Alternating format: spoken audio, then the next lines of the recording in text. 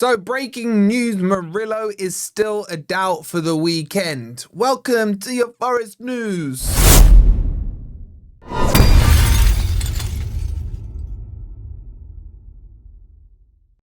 Hi guys, hope you're doing well and welcome to your Forest News, or technically an Ange presser reaction, as a lot of information has been given to us. Coming up, I'll talk you through the latest injury updates, spoiler alert already done in the intro.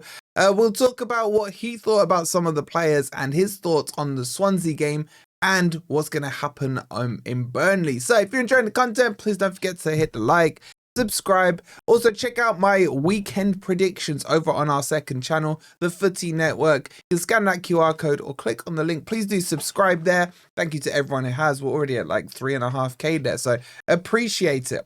Okay, let's jump into the presser. And again, it wasn't a blockbuster press conference, I would say, but what I like about him, he's forthcoming with the information. When he's asked about injuries and stuff, he actually speaks about them. And an interesting one was the Domínguez update. He said that Domínguez will be integrated back in, hopefully, with the team in full training next week. So that's great news. So Domínguez should be hopefully available in the next couple of weeks to Forest.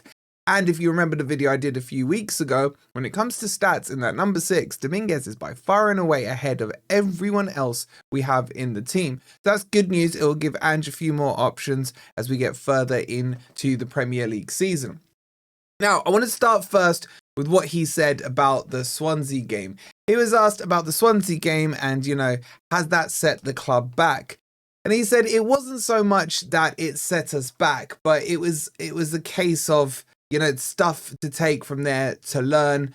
Was there any negativity around it and so on? No, he goes, there was disappointment. The players were disappointed, but there was plenty of evidence and good things to take away from that game. He was happy in general about how the game went, but he thinks defensively in the last 10 minutes, it doesn't take a freaking Brian Clough to tell you defensively in the last 10 minutes, we were very poor. And this kind of fed into, is this a must-win game against Burnley? Ant-style question there.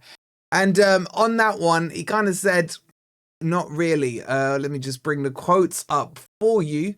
Is Burnley must-win? No.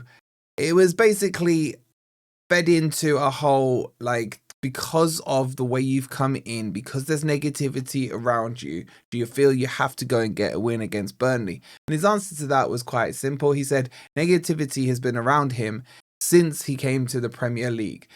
Not as in he's negative, as in I think he was kind of having a little pop at the media there, that when he's joined in, oh, who's this Aussie Greek guy? Oh, what does he know? Highline for life. So he's always had that negative persona around him. So he said, look, that's always been there. He's used to it. He then went on to say, look, I've settled in here quickly. He praised all the staff at Forest. He's settled in because of them. He says they're smart, intelligent. He's talked about the direction of the club. It feels like everything wants to go in the right direction. And that kind of led into the European conversation, where they asked him, what experience can he bring to the European campaign? He says, look, it's not just about the European campaign. It's also about experiencing different cultures, different cities, different styles of football. Some of the teams you play, you kind of know, he said, what you're used to in the Premier League. And then when it comes to European matches, it may be a team you've never played before. So you got to adapt to that and think about how you can get the wins. And then he talked about the turnaround time. They got back late on Wednesday evening from Swansea.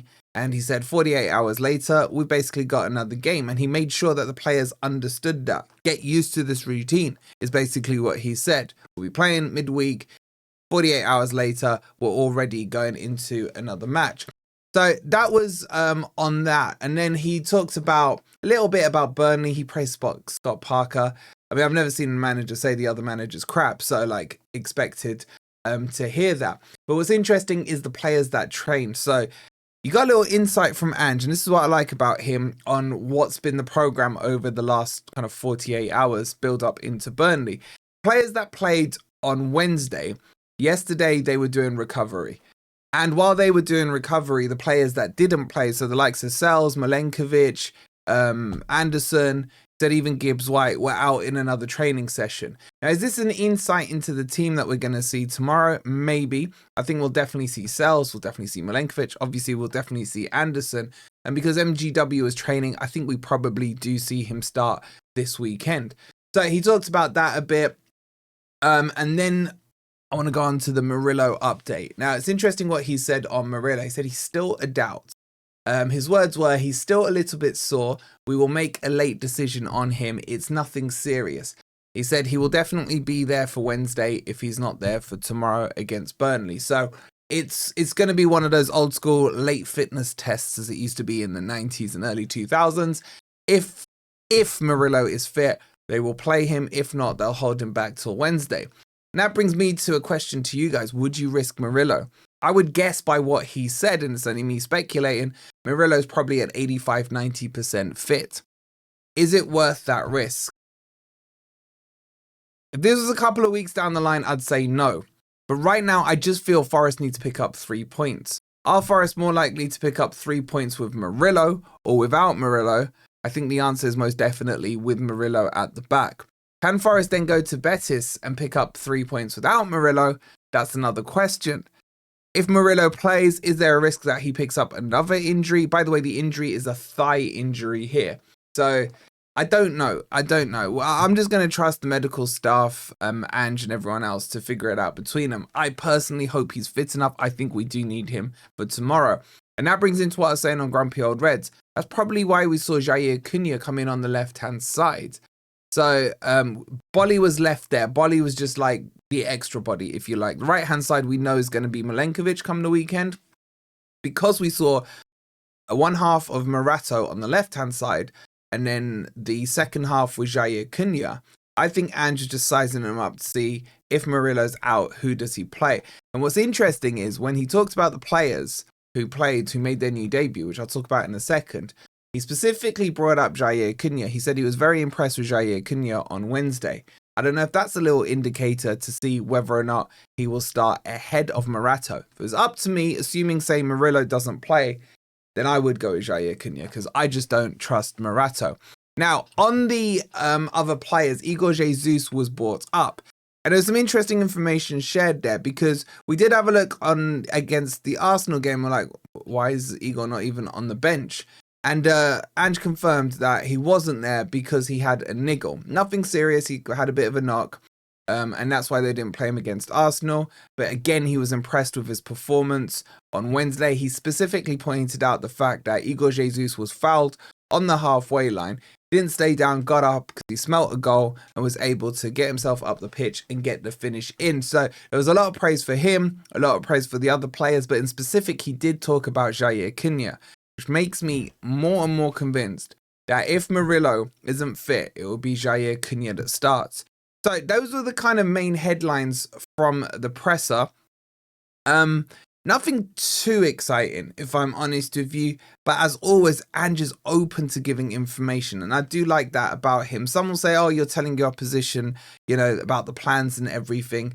I don't think an opposition is going to change the way they approach a game if it's going to be, a Murillo or a Jair Cunha. It doesn't change the way Forest are going to play too much.